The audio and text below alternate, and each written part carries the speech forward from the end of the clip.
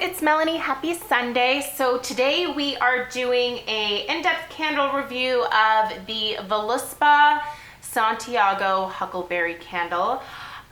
This is obviously one of the large jars here. I did order mine off of Sephora, but Voluspa is available through several retailers. I bought it at Sephora because I got points which help to push me towards either VIB or Rouge status. So really, truly, and also I got 20% off because I bought it during the VIB sale. But this candle is 16 ounces and it does retail for $28. The price is probably gonna be fairly similar on some other websites. I didn't find too much variation in that. Obviously, certain websites will have sales, whereas others may not. So do your research about the best place to purchase this. I will link it with a few retailers down below. Voluspa is known as being a, I don't know, I guess you could say higher end candle brand. They are in several different types of large popular retailers. I think you can definitely get Voluspa at Nordstrom. Again, I'll link it at some places down below. The brand overall seems to get pretty decent reviews. The people that like it really like it a lot and seem to be very loyal. I had never tried anything from them, and I figured that this Huckleberry scent would be a great starting point for me because the fragrance family that this belongs to is warm and spicy. And besides liking gourmand, foodie type scents and fruity scents, I also tend to just like warmer fragrances. Spicy isn't really my thing, but you'll see when I get into what this smells like that I don't think this is actually a spicy scent. It's warm, I will give it that, but spicy I wouldn't necessarily say. The scent type that they say is warm and sweet gourmands. The key notes that are in here are huckleberry, vanilla, and crushed sugarcane. And the type of wax that they use, by the way, is it's a proprietary coconut wax blend. I haven't used a ton of candles that have coconut wax in them. I found some interesting things about the performance of coconut wax, so we will talk about that for sure. The jars are beautiful, by the way. That design that you're seeing on the glass is actually kind of etched in there. The lid is propped up against my Scentsy Bride Warmer off to the right there, so the lid also has like a texture to it. The packaging is stunning. I would have to say probably some of my favorite packaging, with the exception of Nest candles. I do really like the clean look of Nest. Those very like sleek lines appeal to me as well, but this is much more flowery, much more intricate. The label on the front is very small. I feel like it'll probably be easy to get that off of there and to repurpose this either for flowers or to put maybe cotton buds or something in.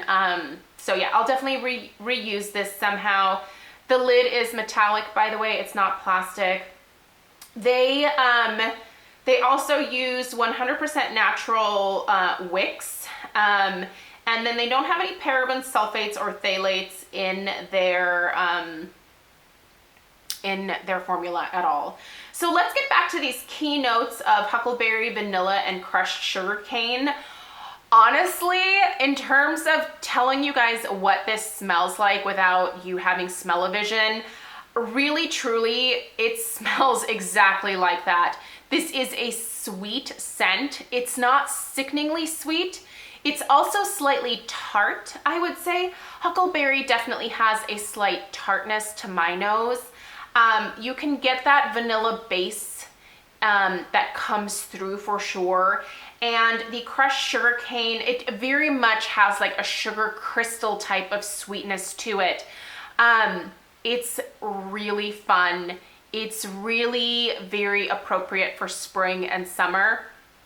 I will say that this fragrance is a little bit out of place to be burning in January, and I will probably end up putting it away for just another month or so until I get more into like spring and summer scents. But it's delicious. It smells like something that you would want to eat. The huckleberry is, like I said, very sweet, very tart. It's a very fruity scent. That gets 2 thumbs up for me for sure. The fragrance itself is amazing. But let's talk a little bit about the performance, because this coconut wax takes a long time to pool out. The first time that I had it lit, it took probably, oh my gosh, I'm thinking at least 5 hours to pool out. And the opening of this, I would equate kind of to like, I don't know, like a Yankee Candle or a Village or something like that. So you have to dedicate some time to letting this bad boy pool out, especially for the first burn. Subsequent burns are a little bit quicker, but not a whole lot. What I will say, it's a very slow burning candle. So for as long as I've had this lit, I'm really kind of surprised that the wax hasn't gone down more.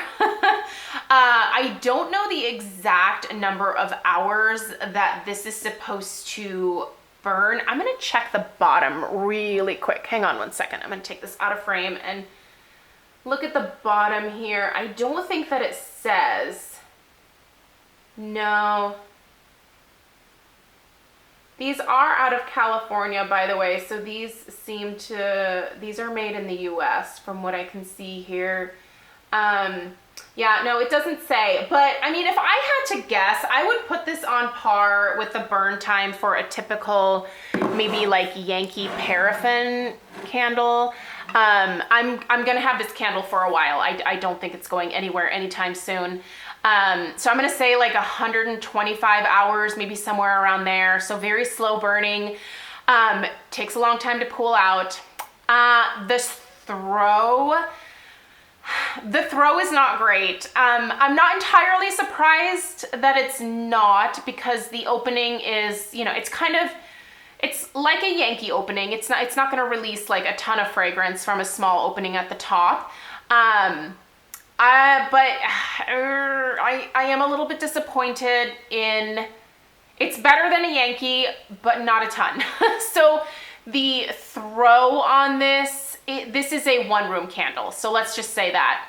Have this in a room where you want this specific fragrance. It is not going to throw or travel much outside of that room. I have this in obviously my little makeup getting ready room here. I have also had this out in the upstairs hallway, and I've had it in my bedroom. My bedroom is rather large. It feels the bedroom okay. It feels this room okay, but when I put it in like my open hallway area, it's getting lost in there. I can definitely smell a hint of fragrance, but I look for candles that are pretty strong and pretty highly fragranced and that have a good throw. Candles that I can smell all around the house when I light them. That is my personal preference. This is not giving me that. The strength overall of like just the fragrance itself is probably also only around like a 6.5. So not crazy strong. Like it's not something that's gonna smack you in the face when you walk into the room. It's not like most Bath and Body Works candles. It's definitely a lighter scent. I feel like this is probably a great company overall for those of you that like more of a hint of fragrance in the air. If you tend to be a little bit more sensitive to fragrance, this might be a good thing. If you are having guests over and you don't know how they feel about fragrance, this is a good type of candle to burn, because, you know, people will walk into your house and they're like, a little something, right? But nothing like that is going to cause someone to get a migraine or a headache. It's not going to make someone feel nauseous in any kind of way. This is very guest friendly. But if you are kind of a high maintenance broad like me when it comes to home fragrance, you expect a lot more throw, you expect a lot more strength, and this is a little bit disappointing. I don't see myself repurchasing in this particular format here. What I may be interested in though is getting this in like a smaller tin type of size, which I think is available. I have the website pulled up here. Yeah, they do have like some smaller tins, like mini candle trios, and then they have these really cute little crushed like, or like macaron style. Gosh, their packaging is just gorgeous, you guys. You have to check out some of these candles. They do have a really nice like decorative tin candle that seems to have 3 wicks in it. I would be interested in trying something like that, because you're going to get more of like an exposed wax pool that way with a wider opening, and that might throw a little bit better, to be totally honest.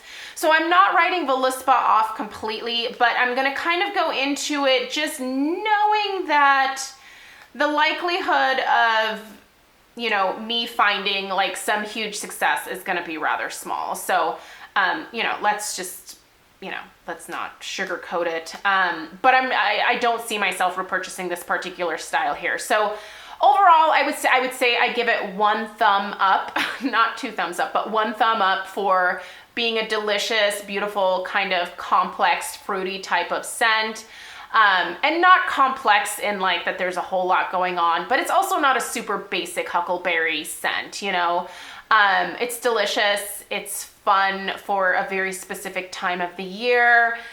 It's a pretty jar. The presentation is beautiful, but in terms of throw and strength, it's just not what I'm used to or what I would like to see in my home fragrance. So let me know if you have ever tried Voluspa. Let me know what scents you have tried, if there's anything that you recommend for my gourmand, fruity loving self over here.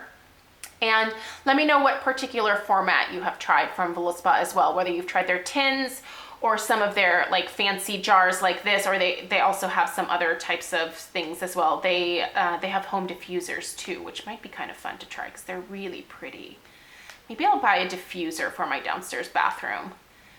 Ooh, that'd be pretty. Yeah, anyway, let me know your thoughts. Thank you so much for taking the time to watch today. I really appreciate you. Please subscribe if you're new, and I will link this candle down below, and I will see you in my next video. Bye-bye, guys.